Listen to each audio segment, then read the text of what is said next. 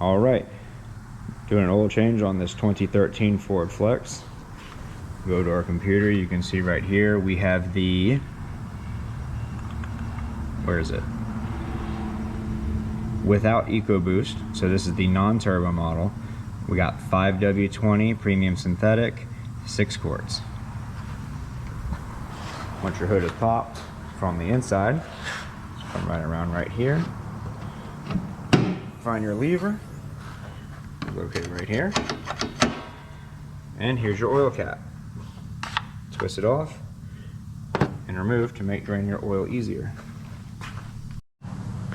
Alright, once we're underneath the vehicle, your oil filter is located right here. As you can see, we're using the CarQuest 84502. And when you put this down, just hand tight. You don't need to go crazy or ham on it. Right here is your oil drain plug. Is a 15 millimeter. Go ahead and drain that out and refill it as soon as you are done.